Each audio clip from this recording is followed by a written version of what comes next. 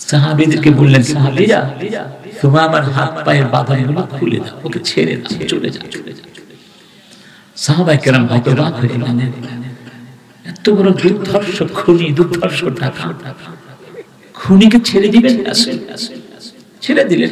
রাসূল আদেশ করেছেন, মানতে হবে। তবে তারা নিবিড় পর্যবেক্ষণে রাখলেন, আমার কোন ঘটনা ঘটাতে পারে না, ঠিক না? দেখা গেল সুমামা মসজিদ থেকে সোজা বের হয়ে অদূরে একটি খেজুর বাগানের ভিতরে ঢুকলেন।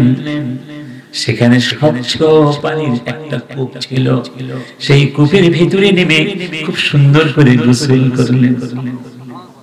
খুব সুন্দর করে গোসল করে আবার সোজা রাসূলের মসজিদে চলে গেলেন। রাসূলের সামনে দাঁড়িয়ে তার দেহের ভিতরে, তার শরীরে যত শক্তি ছিল যেন সমস্ত শক্তি একত্রিত করে চিৎকার করে বললেন, আশহাদু, বলুন না, আশহাদু আল্লা ইলাহা ইল্লাল্লাহু ওয়াহদাহু লা শারীকা লাহু ওয়া আশহাদু আন্নাকা মুহাম্মাদুন আবদুহু ওয়া রাসূলুহু। কি হয়ে গেল? নবী জিজ্ঞেস করলেন, সুমামা, একটু আগে তোমাকে ইসলামের দাওয়াত দিয়েছিলাম, কেন তুমি মুসলিম হলে না? প্রত্যাখ্যান করলে কেন? এখন নিজে নিজে এসে কেন স্বেচ্ছায় স্বতঃস্ফূর্তভাবে ইসলাম গ্রহণ করলে কেন? সুমামা বললেন, ইয়া রাসূলুল্লাহ, আপনি যখন আমাকে একটু আগে ইসলামের দাওয়াত দিয়েছিলেন, তখন তো আমি স্বাধীন ছিলাম, আমি ছিলাম বন্দী। কি ছিলাম? আমি ছিলাম বন্দী দশায়। ওই বন্দী দশায় যদি আমি কালিমা পড়ে মুসলিম হতাম, আপনার বড় বদনাম হয়ে যেত। ইতিহাসের পাতায় লেখা হতো, মুহাম্মদ বন্দীদেরকে জোর করে মুসলিম বানায়, অথচ আপনি আমাকে জোর করেন। আপনাকে আমি কলঙ্কিত হতে দেখতে, আমি নিজে স্বেচ্ছায় স্বাধীন হয়ে ইসলাম গ্রহণ করলাম। এর পরের কথাগুলো দাবি বললেন, ইয়া রাসূলুল্লাহ, ওয়াল্লাহি লাকুনতা আবগাদান নাস ইলাই ওয়াল আন আসবাহতা আহাব্বান নাস ইলাই। এই পৃথিবীর ভিতরে আমি সবচেয়ে আপনাকে বেশি ঘৃণা করেছিলাম, আর এখন আপনি আমার কাছে সবচেয়ে প্রিয় মানুষ। আপনার মদিনাকে আমি সবচেয়ে বেশি অপছন্দ করতাম, এখন মদিনা আমার কাছে এই পৃথিবীর মধ্যে সবচেয়ে আপন জায়গা। এই রে আমার সব সম্পদ আপনাকে তুলে দিলাম, ইসলামের জন্য, উম্মার জন্য যেভাবে খুশি আপনি সেভাবে ব্যয় করবেন। এখন আমার একটা প্রশ্ন আপনাদের কাছে, যেই মানুষটি 3 দিন আগেও ছিল রাসূলের শত্রু, কেমন শত্রু? যাকে বলা হয় মর্টাল এনিমি, পেলেই খুন করে ফেলল, সেই রকম শত্রু 3 দিনের মধ্যে তার ভেতরে এই যে আমূল পরিবর্তন, বৈপ্লবিক পরিবর্তন সাধিত হলো। এর রহস্যটা কি? কারণে তিনি রাসূলকে ভালোবেসে ফেললেন? আইওয়া, বারাকাল্লাহু ফীকুম। কারণ 3 দিন আগে সুমামা রাসূলকে আসলে চিনতো। এই 3 দিন ধরে রাসূলের আচার আচরণ, ব্যবহার, কথাবার্তা সবকিছু তিনি পর্যবেক্ষণ করেছেন এবং তার কাছে প্রতীয়মান হয়েছে এই মানুষটি সত্যি নবী হয়ে উঠবে। কারণ এরকম আচরণ নবীদের, নবী ছাড়া কেউ করতে না হয়ে যায়। তাহলে বুঝতে হবে ঈমানের মধ্যে কি আছে, দুর্বলতা। রব্বুল আলামিন বলছেন, আল্লাহু নাযালা আহসানাল হাদিসি কিতাবান মুতাশাবিহান মাসানিয়া তাকশাবিরু মিনহু জুলুদুল্লাযীনা ইয়াখশাউনা রাব্বাহুম সুম্মা তালিনু জুলুদুহুম ওয়া কুলুবুহুম ইলা যিকরিল্লাহ। এই কোরআনকে আমি চমৎকার করে পাঠিয়েছি। এটি এক অনন্য কোরআন, অতুলনীয় কোরআন। কোরআন তোমরা যত পড়বে ততই তোমাদের কাছে মধুময়। আমাকে যারা ভালোবাসে, আমাকে যারা ভয় করে, যাদের মনে আমার প্রতি সম্ভ্রম শ্রদ্ধাবোধ আছে, আমার কোরআন আমার জিকির শুনলে তাদের চামড়া কেঁপে ওঠে। আমার জিকিরের জন্য তাদের লোমকূপ, তাদের পিণ্ড রোমাঞ্চিত হয়। সুবহানাল্লাহ। এই জন্য জিকির দ্বারা প্রমাণিত হয় আপনার ঈমানের পারদ কতটুকু, উপরে কতটুকু, এটা আপনি নিজেও বুঝতে পারবেন। আরেকটা প্রমাণ দেখুন, যখন দেখবেন আল্লাহর জিকির করলে ভালো লাগে না, বা কারো সামনে কোরআনের কথা বলছেন, ইসলামের কথা বলছেন, সে বিরক্ত বোধ করছে, আছে না? আল্লাহ কি বলছে তার ব্যাপারে জানেন? وَإِذَا ذُكِرَ اللَّهُ وَحْدَهُ اشْمَأَزَّتْ قُلُوبُ الَّذِينَ لَا يُؤْمِنُونَ بِالْآخِرَةِ وَإِذَا ذُكِرَ الَّذِينَ مِن دُونِهِ إِذَا هُمْ يَسْتَبْشِرُونَ। যারা পরকাল বিশ্বাস করে না, বেঈমান কাফের, ওদের সামনে আমার জিকির হলে ওদের ভালো লাগে না, ওদের মনে কষ্ট লাগে। কিন্তু আমাকে বাদ দিয়ে যখন অন্য কারো জিকির হয়, ওরে বাবা খুবই ভালো লাগে। আছে নাকি না? জয় বাংলা আছে। ওরে বাবার নাম নিলে দেখবেন কি খুশি, ইসলামের নাম এই জঙ্গি একটা পাওয়া গেছে, কোরআনের কথা বলবে রাজাকার একটা পাওয়া গেছে, সকাল বিকাল ধর আর নাস্তা কর। ইন্না লিল্লাহি, আল্লাহর জিকির নিজেদের ভালো লাগে না, দেখবেন আল্লাহু আকবার এর চেয়ে বড় জিকির হতে পারে? হতে পারে? ওয়াকাব্বিরহু তাকবীরা, কি বলেছেন? ওয়াকাব্বিরহু তাকবীরা। ইয়া আইয়ুহাল মুদাসসির কুম ফাআনজির ওয়া রাব্বাকা ফাকাব্বির। তোমার রবের তাকবীর দাও, বলো আল্লাহু আকবার। কার আদেশ? ওমরের যুগে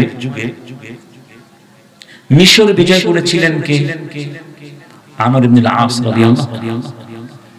মিশর বিজয় করতে গিয়ে একটা দুর্গ দীর্ঘদিন তিনি অবরুদ্ধ করে রেখেছিলেন, তার নাম ছিল কলআত।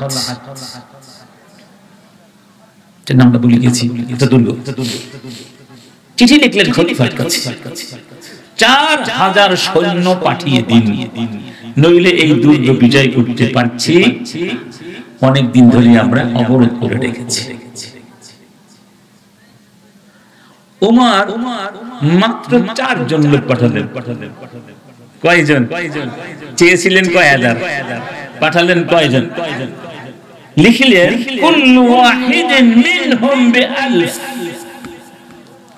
লোক দিলেন 4 জন, তবে তুমি ভয় করো না, এক একজন 1000-এর সমান।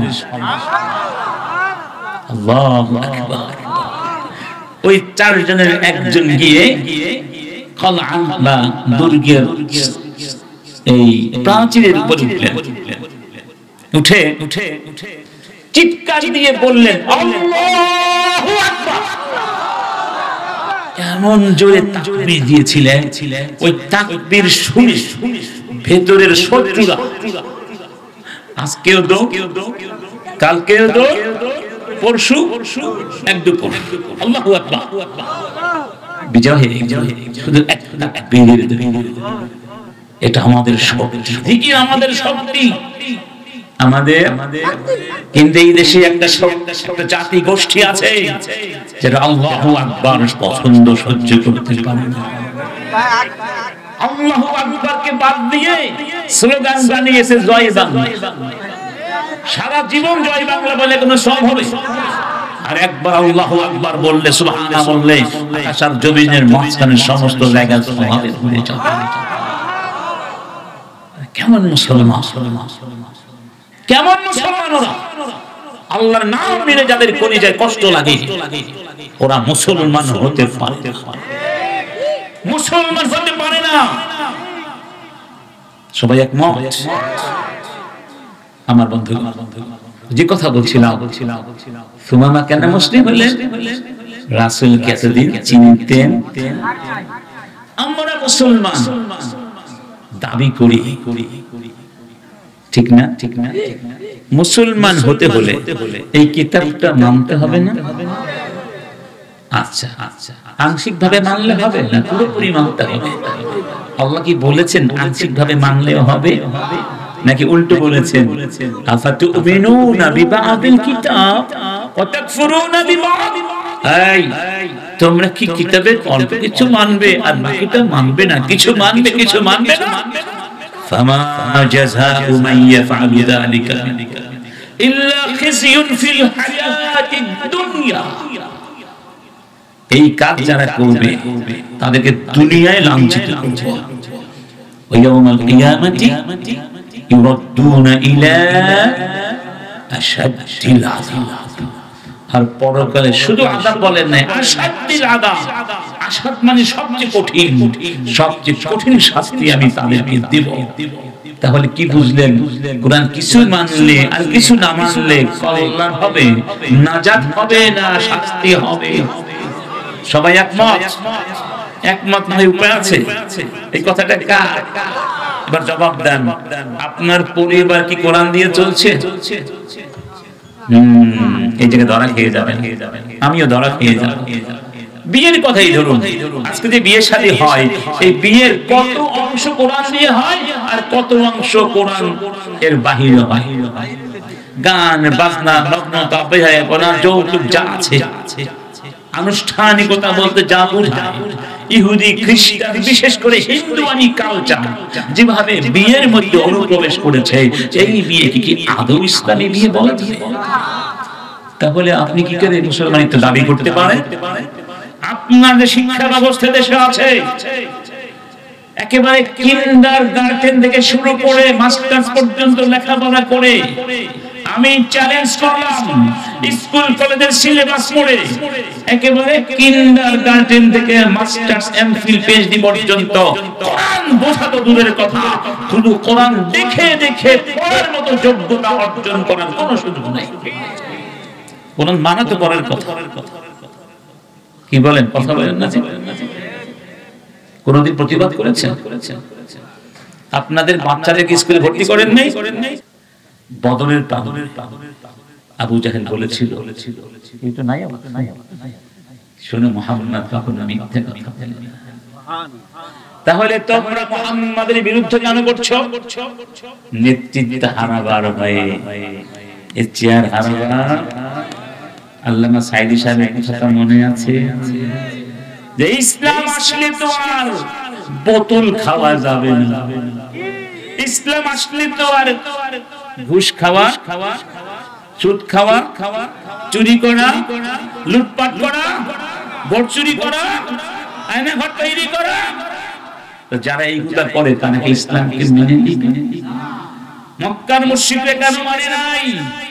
তারা জেনেছিল ইসলাম মেনে নিলে এই কালেমা শুধু কয়েকটা শব্দ নয়, এই কালেমার মধ্যে এমন শক্তি আছে, এটা বিপ্লবী কালেমা, গোটা সমাজকে ভেঙে চুরে চুরমার করে আরেকটা নতুন সভ্যতা নির্মাণ করার ক্ষমতা মধ্যে আছে। এই কালেমা মানলে তো আমাদের সিংহাসন শেষ। যেভাবে মানতে পারেনি ফেরাউন, তার নাম কি? ফেরাউনকে জানতো না মুসা নবী সত্য। وجحدوا بها واستيقنتها أنفسهم ظلما وعلوا। ফেরাউন খুব ভালো করে জেনেছিল, তার মনের মধ্যে ইয়াকিন ছিল, ওয়াস্তাইকানাতহা আনফুসুহুম, মুসার হাত দিয়ে আল্লাহ যত মুআজিজা প্রকাশ করেছেন সব সত্য। মানতে পারে নাই, জুলুম করার জন্য আর অন্যায় আধিপত্য বিস্তার। কথা ঠিক? অতএব প্রথমে তো জানতে হবে, ঠিক না? তারপরে না মানার প্রশ্ন। আর মানার জন্য আল্লাহর কাছে তো চাইতে চাই। ইহদিনাস সিরাতাল, আমার বন্ধুগণ, আল্লাহ পাক বলছেন এই কালেমাটা ভালো করে। মিশরে একজন বড় মনীষীকে ফাঁসি দেয়া হয়েছিল, যিনি বিশ্ববিখ্যাত একটি তাফসীর গ্রন্থ প্রণয়ন করেছেন, তার নাম তাফসীরুন ফি যিলালিল কুরআন। বলুন সেই মনীষীর নাম কি? আস-সাইয়্যিদ কুতুব রাহিমাহুল্লাহ। তাকে যেই দিন ফাঁসির কাস্টে নেওয়া হবে, একজন মৌলভী সাহেব তার ফাঁসির সেলে গিয়েছিলেন। তিনি জিজ্ঞেস করলেন, ভাই লিমাযা জি'তানি, কে তুমি, কেন এসেছো? তিনি বললেন, আমি হলাম সরকারি ইমাম, আমার দায়িত্ব হচ্ছে ফাঁসির আসামিকে ফাঁসি দেওয়ার আগে কালেমা পড়ানো। তিনি বললেন, ভাই তুমি যেই কালেমা পড়াতে এসেছো আমাকে, তার আগে বলো তুমি কি জানো আমার ফাঁসি কেন হচ্ছে? লোকটি বলল, আমরা তো খোঁজ খবর নাই। তিনি বললেন, তুমি আমাকে যেই কালেমা পড়াতে এসেছো সেই কালেমাকে ভালোবেসেছিলাম, সেই কালেমা দিয়ে পরিবার, সমাজ, রাষ্ট্র গঠন করতে চেয়েছিলাম। এই কালেমার জন্য আমি আন্দোলন করেছি। এই কালেমার শিক্ষায় গোটা সমাজকে শিক্ষিত করতে চেয়েছি। এই কালেমার ভিত্তির উপরে রাষ্ট্র ব্যবস্থা বিনির্মাণ করার কথা বলেছিলাম। সেই অপরাধেই আমাকে ওরা আজকে ফাঁসির কাছে নিয়ে যাচ্ছে। আর তুমি এসেছো আমাকে সেই কালেমা পড়াতে। আগে তুমি যাও গিয়ে কালেমাটা ভালো করে শেখো। এই কালেমা তো আমরাও করি না? এই কালেমা পড়ে সাহাবায়ে কেরাম গোটা বিশ্বকে বিজয় করেছিলেন। আর এই কালেমা পড়ে আমরা বিড়ালের মতো ঘরের মধ্যে ঘুমিয়ে থাকি, আর সমাজ সন্ত্রাসীরা ইচ্ছে মতো শাসন করছে। ইমাম আদ-দক্তর ইউসুফ আল-কারাদাবি রাহিমাহুল্লাহ কি সুন্দর করে বলছেন যে তোমরা কি করে এই কথা ভাবো, আল্লাহর প্রিয় বান্দারা মসজিদে বসে থাকবে, তাসবিহ তাহলিল করবে, আর রেডিও, টেলিভিশন, পত্র পত্রিকা, রাষ্ট্রের সমস্ত অর্গান সবকিছুর উপরে আধিপত্য বিস্তার করে থাকবে আল্লাহর দুশমনেরা। এটা কি করে সম্ভব? এটা হতে আল্লাহ এটা চাইতে পারেন। আল্লাহ কি চান? আল্লাহ চান তার প্রিয় বান্দা রাষ্ট্র চালাবে, ঠিক না? তারা এই চেয়ারে বসে, এই চেয়ার ফেরাউনদের জন্য না, রাষ্ট্রের চেয়ার আল্লাহর গোলামদের জন্য। শিক্ষা বড় বড় চেয়ার আল্লাহর গোলামদের জন্য, বিচার ব্যবস্থার বড় বড় চেয়ার আল্লাহর গোলামদের জন্য। আল্লাহ তো সেই দায়িত্ব আপনাকে দিয়েছেন, নেতৃত্বের কোয়ালিটি দিয়েছেন, আপনি কি দেন নাই? আল্লাহ বলে দেন নাই কুনতুম খায়রা উম্মাহ, কুনতুম খায়রা উম্মাহ, তোমরাই শ্রেষ্ঠ, তা'মুরুনা বিল মা'রুফ ওয়া তানহাউনা আনিল মুনকার, আনা আকিমুদ দীন ওয়া লা তাতাফাররাকু ফীহি, ইন্না আনজালনা ইলাইকাল কিতাবা লিতাহকুমা বাইনান নাসি বিল হক, সুম্মা জা'আলনাকা আলা শারি'আতিন মিনাল আমরি ফাত্তাবি'হা। কত জায়গায় আল্লাহ এই কথা বলে দিয়েছেন, আমার শরীয়ত বাস্তবায়ন করো, আমার দ্বীনের বিজয় সাধন করো, আমার কোরআনের বিজয় সাধন করো। এই দায়িত্ব তোমাদেরকে আমি দিয়েছি। অতএব আপনি যদি মনে করেন আমি খাবো ঘুমাবো, আমার স্বার্থ হাসিল করলে জান্নাতে যাওয়া যাবে, যতদিন পর্যন্ত আপনি দ্বীনের জন্য, ইসলাম প্রতিষ্ঠার জন্য, কোরআন প্রতিষ্ঠার জন্য, কোরআনের শিক্ষা সমাজে ছড়িয়ে দেওয়ার জন্য কাজ করছেন, আপনার পক্ষে যতটুকু সম্ভব ওই অনুপাতে আপনি ভূমিকা না রাখবেন, আপনার আমার জন্য জান্নাত হবে ইনশাআল্লাহ। রাজি আছেন তো জান্নাতে? চিন্তা করেন, জান্নাতে না গেলে সমস্যা কি? জাহান্নামে গেল। অনেকে বলে কি জাহান্নামে গেলে অসুবিধা? জাহান্নামে কত বড় বড় নায়িকা থাকবে, নায়ক থাকবে, তাদের সঙ্গে যেরকম আছে না ভাই। একজন লোক ছিল বিচারপতি, সাবেক বিচারপতি, বাংলাদেশ ইসলামিক ফাউন্ডেশনের মহাপরিচালক ছিল। তো তিনি একটা সাক্ষাৎকারে বলেছিলেন, কবরের মধ্যে যখন আমাকে জিজ্ঞাসা করা হবে তোমার ধর্ম কি, আমি বলবো আমি আওয়ামী লীগের একজন সাধারণ সৈনিক। বানিয়ে বলছি না, ইতিহাস আছে, পত্রিকাতে আছে। তার নাম শামীম মোহাম্মদ, নামটা বললাম, মনে আছে না? বাংলার ইতিহাসে এরকম শয়তান আসে না। কত বড় এটা, আল্লাহর সাথে প্রহাসন, ফাজলামি। খবরে কি বঙ্গবন্ধু কোনো কাজ আছে? কেউ কিছু করতে ফাজলামি, ইসলামকে নিয়ে কি করতো আমার বন্ধুগণ। যাই হোক, তো আমরা এই দায়িত্বগুলো পালন করতে হলে সবার আগে কি দরকার জানেন? এলেম অর্জন। কি দরকার? এলেম ছাড়া কিছু হবে? আপনি যে ইসলামের জন্য কাজ করবেন, এলেম না হলে কাজ করতে গিয়ে ভুল হয়ে যাবে।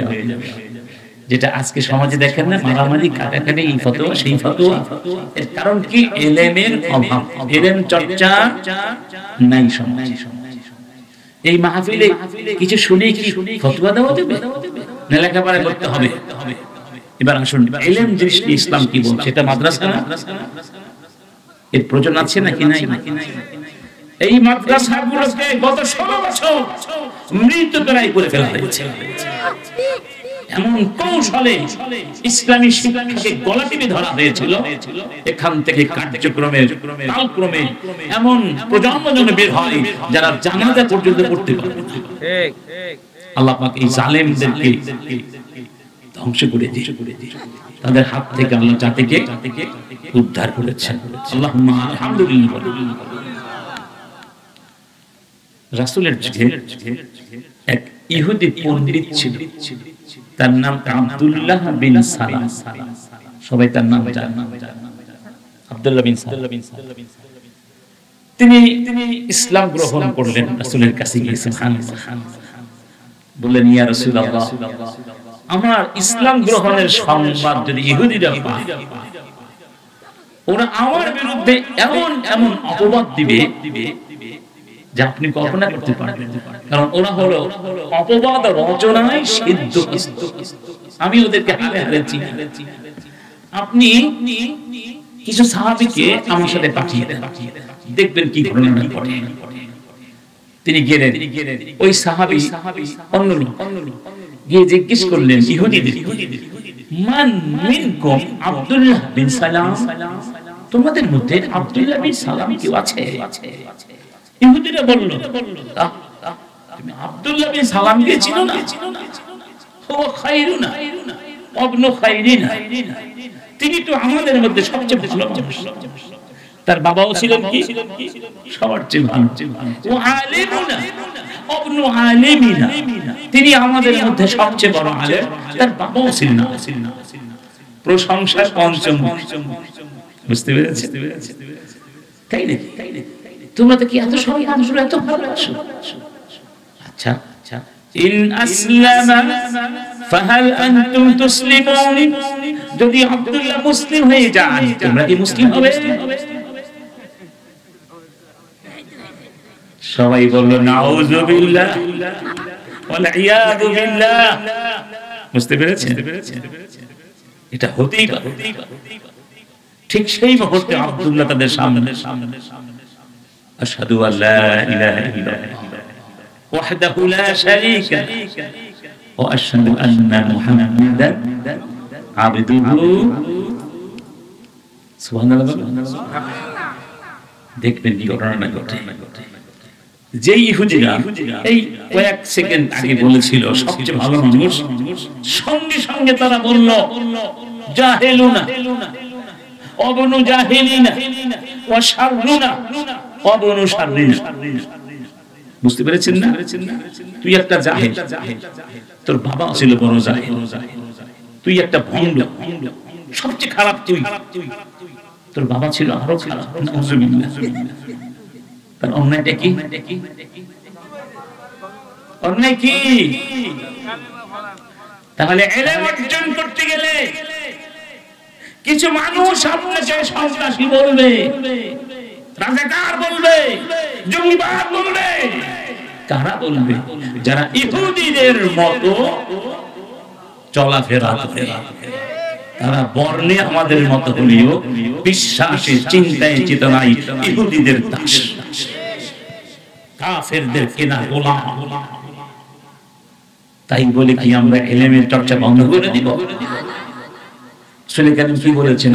দুনিয়া মালউনা ওয়া মালউনাতুন মা ফিহা ইল্লা যিকরুল্লাহ ওয়া মা ওয়ালা আও আলিমান আও মুতাআল্লিমান। এই দুনিয়া আর দুনিয়ার মধ্যে যা কিছু আছে সব অভিশাপ, সব কি লানত। চারটা জিনিস, কয়টা? এক নাম্বার যিকরুল্লাহ। কার যিকির? ওয়া মা ওয়ালা, এবং আল্লাহর যিকির করতে, আল্লাহর ইবাদত করতে যা কিছু প্রয়োজন। আও আলিমান, তিন নম্বর হলো আলেম। আও মুতাআল্লিমান, আলেমের ছাত্র। মানে ইলমের সঙ্গে যাদের সম্পর্ক, আল্লাহর যিকিরের সাথে যাদের সম্পর্ক, এরা ছাড়া, এই জিনিসগুলো ছাড়া দুনিয়াতে তাহলে ইলমের সাথে সম্পর্ক রাখতে হবে 24 ঘন্টা। রাসূল কারীম বলছেন, কুন আলিমান আও মুতাআল্লিমান, খেয়াল করবেন, আও মুস্তামিআন আও মুহিব্বান ওয়ালা তাকুন খামিসান ফাতাহালাক। তুমি আলেম হও অথবা ছাত্র হও, অথবা মাঝে মধ্যে তাদের কথাগুলো গিয়ে শুনবে, অথবা তাদেরকে মহব্বত করবে। খবরদার এই 4 প্রকারের বাহিরে যেও না, তাহলে তুমি ধ্বংস হয়ে যাবে। ইন্না লিল্লাহি।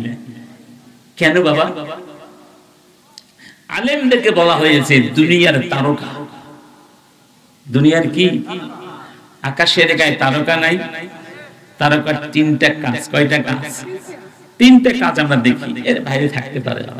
একটা হচ্ছে ওয়ালাকাদ যায়্যানাস সামাআদ দুনিয়া বিমাসাবিহা ওয়া যায়্যানাস সামাআদ দুনিয়া বিমাসাবিহা ওয়া হিফযা রাব্বুস সামাওয়াতি ওয়াল আরদি ওয়া মা বাইনাহুমা ওয়া রাব্বুল মাশারিক।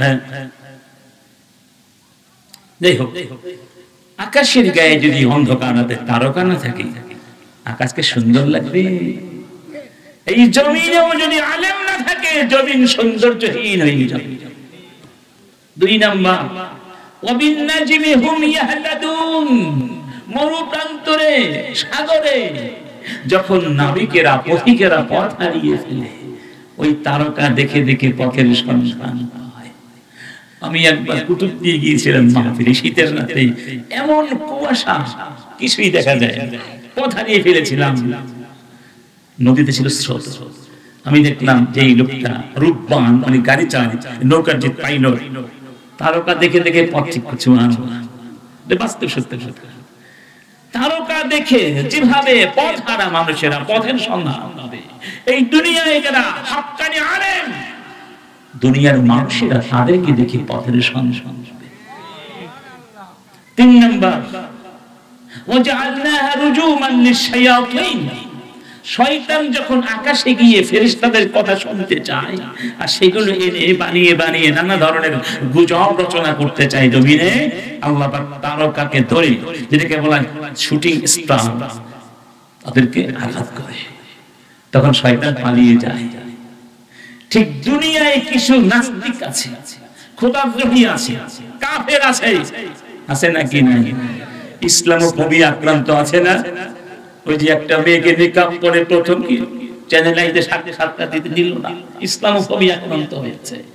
এদের বিরুদ্ধে কথা বলার জন্য আল্লাহর জমিনে কিছু মানুষ হবে, তাদেরকে ওরা বোমার মতো ভয় করে। কিসের মতো ভয় করে?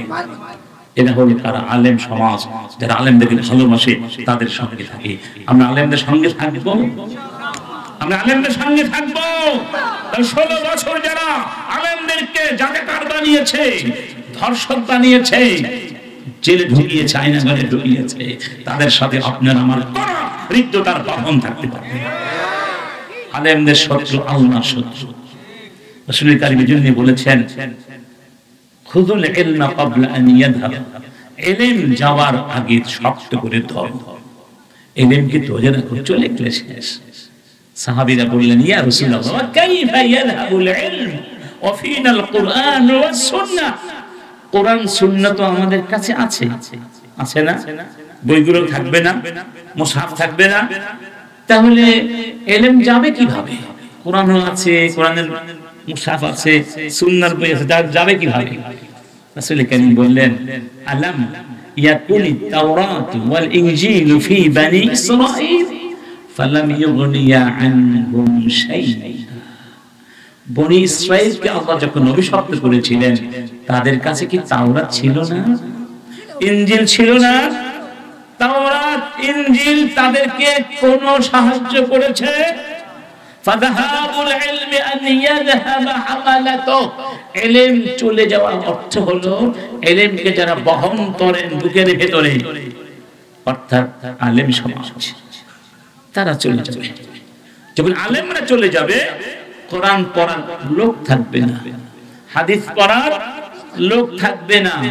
যখন লোক থাকবে না, ইত্তাখাযান নাস রুউসান জুহালা ফাসুইলু ফাআফতাউ বিগাইরি ইলমিন ফাদাল্লু ওয়া আদাল্লু। লোকেরা তখন জাহেলদের কাছে যাবে, জাহেলদের কাছে গিয়ে পরামর্শ চাইবে, আর তারা ভণ্ডামি করবে, না জেনে প্রশ্ন জবাব দিয়ে দিবে, ফতোয়া দিয়ে দিবে, নিজেরাও ধ্বংস হবে, জাতিকেও ধ্বংস। মনে আছে সুরঞ্জিত সেনগুপ্ত নামে এক লোক ছিল, ফতোয়া দিয়েছিল বিসমিল্লাহ বলে পাটা খেলে হালাল হয়ে গেছে। পাটা আছে না, পাটা নাকি ছাগল জবাই করে না হিন্দুরা, হিন্দুরা ছাগল জবাই করে না, এটাকে যদি বিসমিল্লাহ বলে খান হালাল হয়ে গেছে। আস্তাগফিরুল্লাহ। আমার বন্ধুগণ, এই জন্য আল্লাহ পাক কি বলছেন শুনুন, ওয়ামা কুনতা তাতলু মিন ক্বাবলিহি মিন কিতাবিন ওয়ালা তাখাত্তুহু বিয়ামিনিক ইযাল লারতাবাল মুবতিলুন বাল হুয়া আয়াতুন বাইয়িনাতুন ফি সুদুরিল্লাযীনা উতুল ইলম وما يجحد بآياتنا إلا الظالمون। হে রাসূল, এই কিতাব আপনাকে দেওয়ার আগে আপনি কোনদিন কোন কিতাব পড়েন নাই, আপনি কোনদিন হাত দিয়ে কিছু লেখেন নাই। যদি লিখতেন আর পড়তেন তাহলে ওরা বলতো মুহাম্মদ তো শিক্ষিত মানুষ, লেখাপড়া জানে, মনে হয় এখান থেকে ওখান থেকে সংকলন করে করে একটা বই তৈরি করে ফেলেছে। তারা সন্দেহ সৃষ্টি করার সুযোগ পেত, সেই সুযোগটাও আমি রাখি। আমি এমন একটা কিতাব নাজিল করেছি, বাল হুয়া আয়াতুম বাইয়িনাত, আয়াতুম বাইয়িনাত, সুস্পষ্ট আয়াত, এর মধ্যে কোনো বক্রতা আছে? ফি সুদুরিল্লাযীনা উতুল ইলম, আমি এই কোরআনকে উতুল ইলমদের কলিজার মধ্যে সংরক্ষণ করে দিয়েছি। উতুল ইলম মানে আলেম, যাদেরকে ইলম দেয়া আছে তাদের কলিজার মধ্যে কোরআনটা গেঁথে দিয়েছি। তার মানে আলেম, তিনি আলেম যার বুকের ভিতরে কোরআন থাকবে। কি থাকবে? এবং কোরআনের আমলও, কারণ ফাআলাম আন্নাহু লা ইলাহা ইল্লাল্লাহ ওয়াস্তাগফির লিযামবিকা ওয়ালিল মুমিনিনা ওয়াল মুমিনাত। ইস্তিগফারটা আমল, কালেমার ইলমের পরে আমল আসবে। কি আসবে? এই ইলমের জন্য কানে কানে প্রস্তুত আছেন ভাই? প্রস্তুত? প্রস্তুত? আল্লাহর কাছে কবরে যাওয়া লাগবে। কবরে কয়টা প্রশ্ন? না, চারটা। কয়টা? তিনটা তো আছেই, আরো একটা আছে, সম্পূর্ণ প্রশ্ন আছে। জিজ্ঞেস করা হবে, কি করে তুমি জানলে? তুমি যে জবাব দিলে রব্বি আল্লাহ দীনি আল ইসলাম ওয়া হাদা মুহাম্মাদুর রাসূলুল্লাহ, জানলে কিভাবে, বুঝলে কিভাবে? তুমি তো মুহাম্মাদুর রাসূলুল্লাহকে দেখো নাই কোনদিন, চিনলে কিভাবে? তখন মুসলিম বলবে কেন? ক্বরাআতু কিতাবাল্লাহ, ক্বরাআতু। আচ্ছা বলুন, এই কোরআনের প্রথম যে আয়াতটি নাজিল হলো, প্রথম 5টা আয়াত, কয়টা আয়াত? কি কি বলুন? ইকরা, সবাই পড়ুন। ইকরা বিসমি রাব্বিকাল্লাযী খালাক, খালাকাল ইনসানা মিন আলাক, ইকরা ওয়া রাব্বুকাল আকরাম আল্লাযী আল্লামা বিল কলম, আল্লামাল ইনসানা মা লাম ইয়ালাম। প্রথম বলা হলো পড়, খেয়াল করবেন কি বলা হলো? জিবরাইলের সাথে নবীজির কি আগে সম্পর্ক ছিল? জিবরাইল কি নবী কি জিবরাইলকে কোনোদিন দেখেছেন? তাহলে জিবরাইল যখন তার সামনে আত্মপ্রকাশ করলেন হেরা গুহার ভিতরে, রাসূল ভয় পান নাই? তো জিবরাইলের দায়িত্ব ছিল কি? আগে বলা, মুহাম্মদ ভয় করো না, আমি আল্লাহর ফেরেশতা, আমি জিবরিল, আমি ওহী নাজিল, ওহী নিয়ে আসি নবীদের কাছে, ভয় করো না। আগে যদি পরিচয়টা দিতেন তাহলে হয়তো ভয়টা, কোনো পরিচয় নাই, কোন পরিচয়, সরাসরি ইকরা। খেয়াল করেছেন? তাহলে বুঝা গেল এখানে পরিচয়ের চেয়ে বড় হলো পড়াটা, গুরুত্ব বেশি। 2 নাম্বার, কোরআনের মধ্যে কি আল্লাহ সুবহানাহু ওয়া তাআলা অসংখ্য পরিচয় দেয়া হয়েছে না? অসংখ্য সিফাত, অসংখ্য খাসায়েস আছে নাকি নাই? আল্লাহর যে কোনো একটা বৈশিষ্ট্য নিয়ে তো কোরআনের সূচনা হতে পারত প্রথম শব্দটা। আমাদের নবীজির কত বৈশিষ্ট্য আছে সেটা দিয়ে শুরু হতে পারত। পড়ার বিধান ছাড়া আরো হাজার হাজার বিধান আছে না? সূরা বাকারার মধ্যে 2500 বিধান আছে, অন্য কোন বিধান দিয়ে না। নামাজ পড়ো, রোজা রাখো, এগুলো কিছুই বললেন না।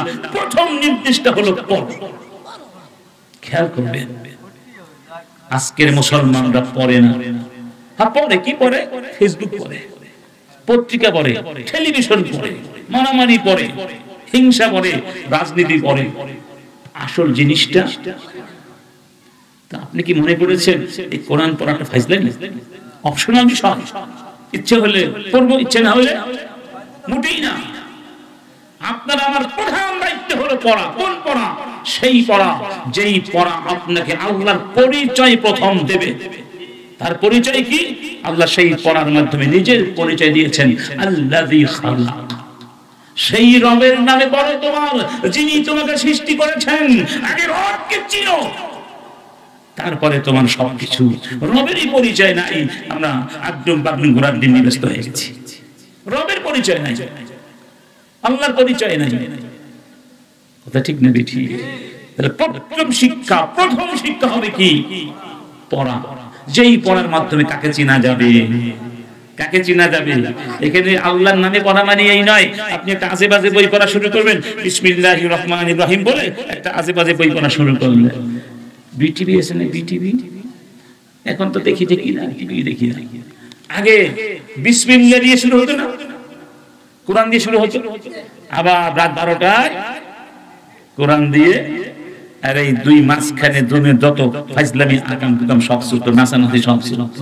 তার মানে কি নাচানাচি হালাল হয়ে গেল? না, আমি তো আল্লাহর নামেই শুরু করেছি, ঠিক না? ইনশাআল্লাহ আগামী সপ্তাহে সমস্ত প্রেক্ষাগৃহে একসাথে মুক্তি পাবে বায়না পাগল, ইনশাআল্লাহ। আল্লাহর সাথে ফাজলামি না। আজকে দেখলাম শাইখত হাসিনা, শাইখত মেসেজ দিয়েছে, আল্লাহ আমাকে বাঁচিয়ে রেখেছেন, হয়তো আল্লাহ চাচ্ছেন আমি আরো কিছু কাজ করি। আল্লাহ আমাকে, আমি নির্ঘাত মৃত্যুর হাত থেকে বেঁচে এসেছি, আর 10-20 মিনিট থাকলে আমাকে মেরে ফেলতো। আল্লাহ আমাকে বাঁচিয়েছেন, আল্লাহ চাচ্ছেন আমি আবার কি করি, আল্লাহ চাচ্ছে আবার তুমি আসো, আয়নাঘর তৈরি করো নাকি? ফাজিল,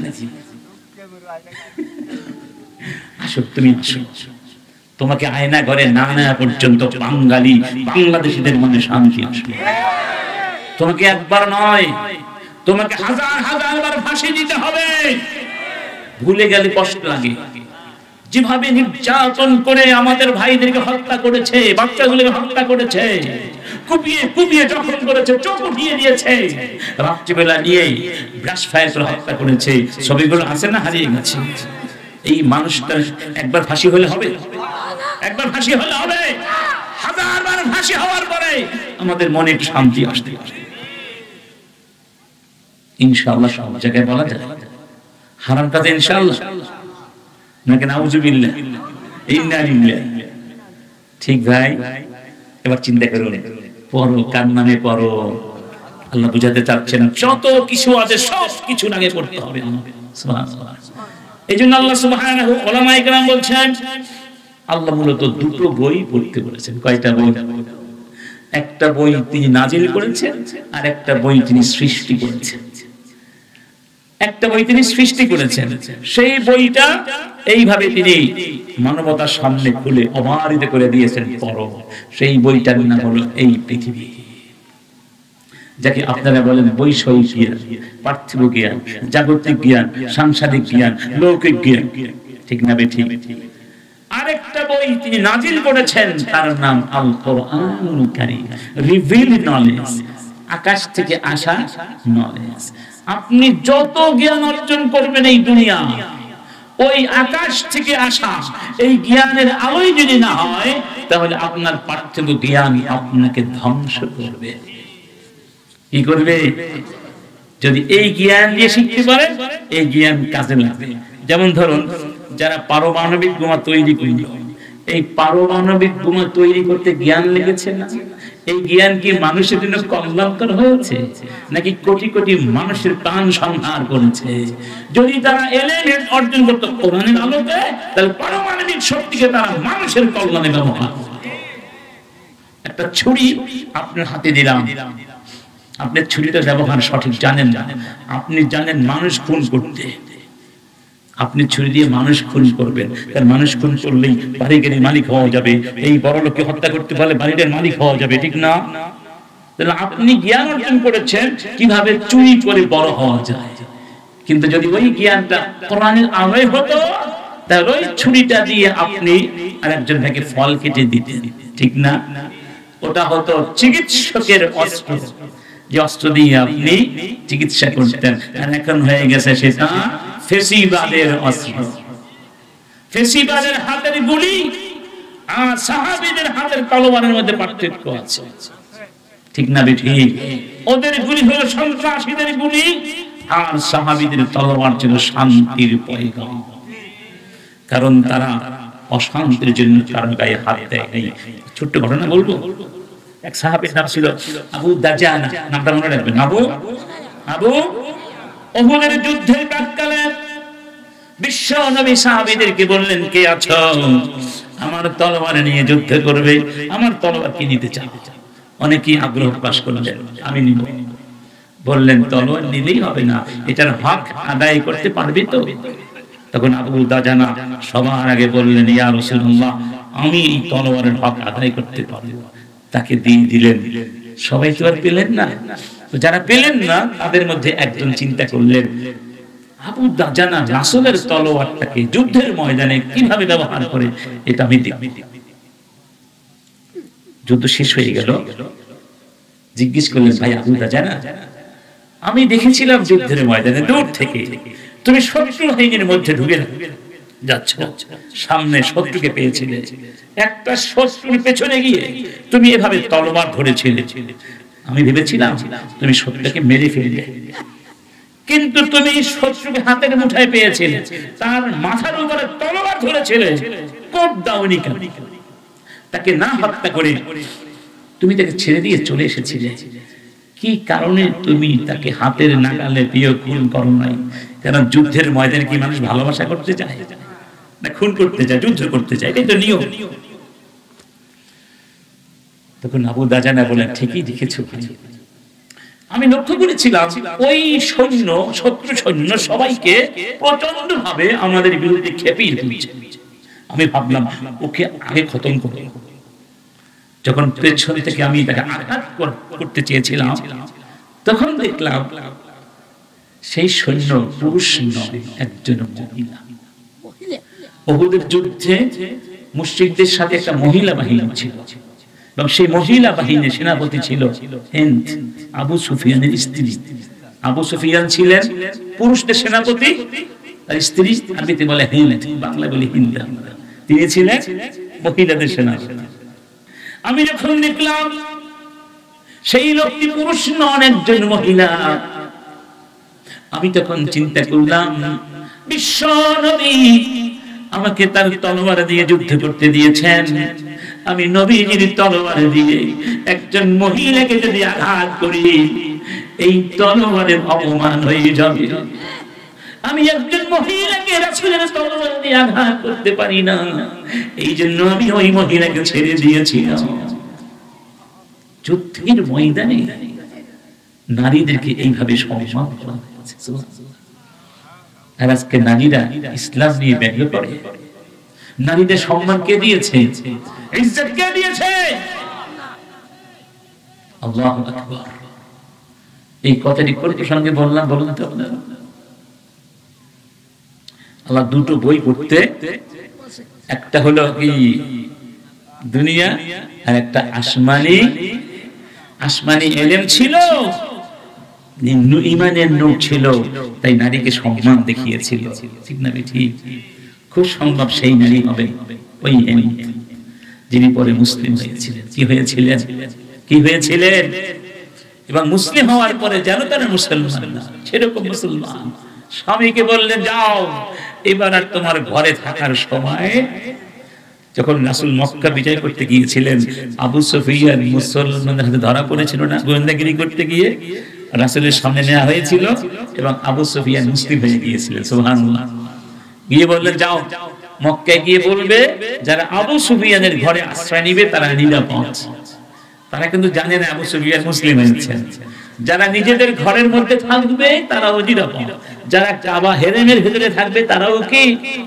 এই কথা যখন বলছিলেন, তখন তার স্ত্রী সেখানে গিয়ে বলেছিল কি জানেন, এই লোকটা বুড়া হয়ে গেছে, পাগলের পরাপ করছে, ওকে মেরে ফেলো। স্ত্রী বলতে স্বামী ওকে মেরে ফেলো। সেও নেত্রী ছিল। কি ছিল? কত বড় নেত্রী, স্বামীকে বলে মেরে ফেলো। তখন আবু সুফিয়ান নেতা না, এমন এক ধমক দিলেন, ও দখলিল বাইত, এই ঘরে ঢোকো, আর একটা কথা বলো, ঘরে যাও। মাঝে মধ্যে বউকে ধমক দিতে হয়, মাঝে মধ্যে এক ধমকে চুপ, আর কোন কথা। এরপরে ঘটনা আছে, মুসলিম হয়ে গেলে স্বামীকে বললেন আর ঘরে থাকতে পারবে না, এবার যাও যুদ্ধ করতে যাও। সুবহানাল্লাহ। তো আমার বন্ধুগণ, এখন বলুন কোরআন পড়বেন নাকি পড়বেন না? ছেলেদেরকে পড়াবেন, মেয়েদের পড়াবেন? না পড়া, তাহলে কিন্তু আল্লাহর কাছে জবাব দিতে দেখুন আল্লাহ পাক নিজের পরিচয় কিভাবে দিচ্ছেন। আম্মান খালাকাস সামাওয়াতি ওয়াল আরদা ওয়া আনজালা লাকুম মিনাস সামাই মাআন। আল্লাহ জিজ্ঞেস করছেন, বলো তো আকাশ সৃষ্টি করেছেন কে? জমি সৃষ্টি করলেন কে? আকাশ থেকে তোমাদের জন্য বৃষ্টি বর্ষণ করলেন কে? فأنبتنا به حدائق ذات بهجة ما كان لكم أن تنبتوا شجرها। সেই বৃষ্টির পানি দিয়ে দেখো আমি পৃথিবীকে তোমাদের জন্য কি সুন্দর করে সাজিয়ে দিয়েছি, সবুজ দিয়ে ভরে দিয়েছি, উদ্যান দিয়ে ভরে দিয়েছি, ফলমূল দিয়ে ভরে দিয়েছি। এরপরে প্রশ্ন করছেন, আইলাহুম মাআল্লাহ, বলো তো ওই আল্লাহর সাথে আর কোনো ইলাহ আছে? জিজ্ঞেস করছে। বাল হুম কওমুন ইয়াদিলুন, আসলে ওরা আমার সঙ্গে শরীক করতে চায়। আবার বলছেন আম্মান জাআলাল আরদা করারা وجعل خلالها أنهارا وجعل لها رواسي وجعل بين البحرين حاجزا أإله مع الله، بلون أإله